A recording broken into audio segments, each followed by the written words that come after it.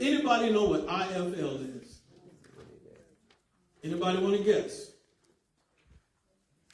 Okay, go ahead. What's your guess? Future life expenses? No, but I like that. Future life expenses. What? Future life expenses. That's FLE.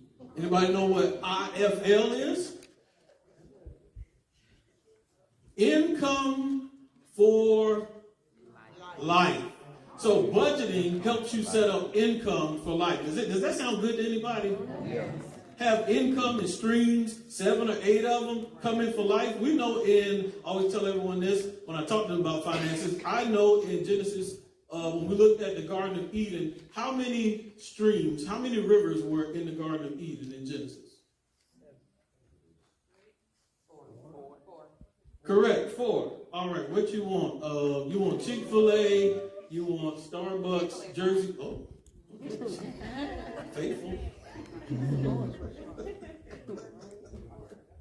All right, there were 4 streams. So my logic was always, I need at least 4 streams, because if those 4 streams maintain the garden in the beginning, then that's good enough for me. Yeah.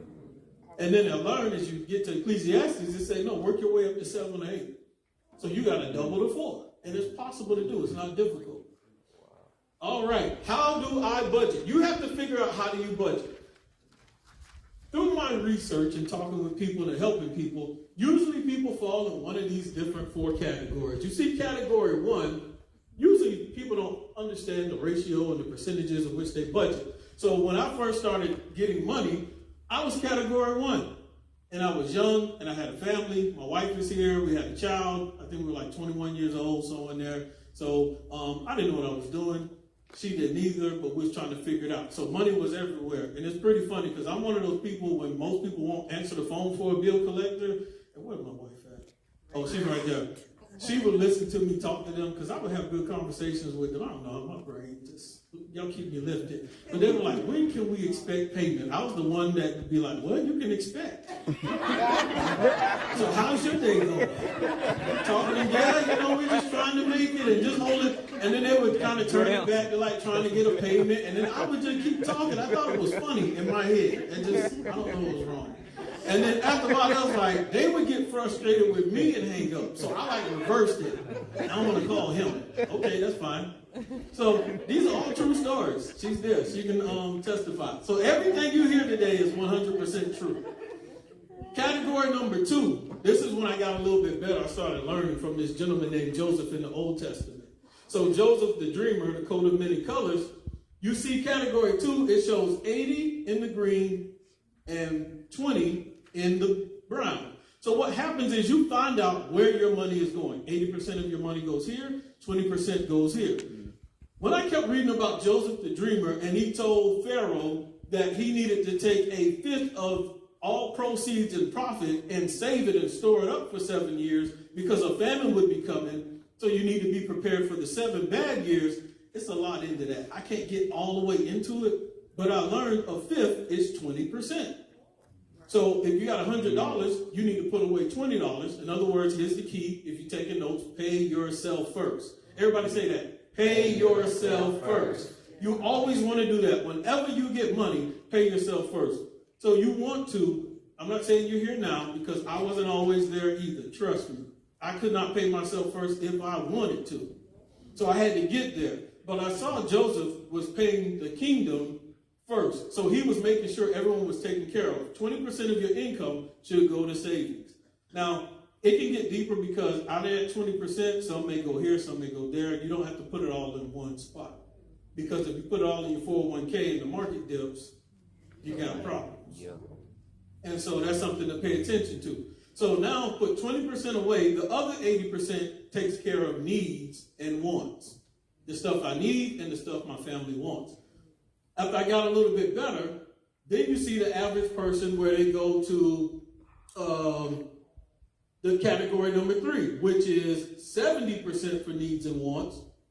About 10%, 70% for needs, about 10% for wants, because you know how when you got, depending on when you bought things in your life, and you didn't know that you should only spend this amount of your check for a place to live, this amount for a car, it can get out of whack. And so you're not in order. So 70% of your needs may be green. Blue is 10%. So some of the stuff you want, you can only afford to spend 10% of your money. So if you make $3,000 a month, 10% of that is $300. So some families, we might want to go to a restaurant, we may want to go bowling, but only 10%. We only got $300 this month to use for those things. And then you have the 20% that goes to savings. And just to give you a heads up, when you're trying to put away for savings, if you have a lot of expenses, if you have a lot of debt, sometimes you can't use that whole 20 for savings. You might have to take the pay yourself first money, you might have to take 10% of it and pay your future self. And then take the other 10 to start getting rid of debt. Because you don't want a credit card that's 22%, a credit card that's accruing at 22%, 18%, but you're investing and paying your future self is making only 5 to 8% profit annually, because the debt is now eating up your future profits anyway. So you want to get rid of debt first. Also, the category 4 is when you have figured it out. You have mastered the art of budgeting, which is 50% in the green. 50% takes care of all your needs. 30% in the blue takes care of all your wants. And then 20% goes to paying your future self, future investments to create those streams, those Ecclesiastes 11 and 22. And so that's where you want to get to, where you can master it. And it takes time to get there. Because when I first started trying to budget properly, I got happy when I got to the point where I had $25 left over at the end of the month. Because it used to be paycheck to paycheck. So those $25 were big. And then I went to USAA and I opened up an IRA account. I said, oh, I could finally start putting away money for my retirement.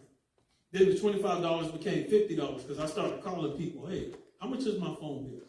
How much am I paying for this? Hey, cut that off. I don't need that. So I started getting rid of stuff. Then I had $50. So I started putting $50 a month in my IRA account. Then it got to $100. I set up my wife's IRA account. When she started getting promotions at her job, we would take a majority of the upgrade because we knew how to live off of what we was already getting, and then we would just add the extra to the IRA. So then we had 2 different retirement accounts. I thought we was doing something. I said, oh, this is amazing. We got a Roth IRA.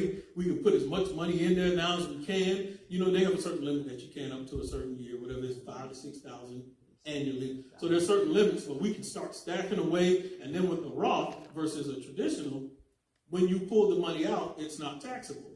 So that was pretty cool, because with a traditional Roth, when you put money in, whenever you hit that age and you pull from it, it is taxable. But with the Roth, it's not. And I figured out a secret that I could put money in the Roth that was never going to get taxed. Because if you're in the military and you like get VA and they don't tax it anyway, but anyway, do the math.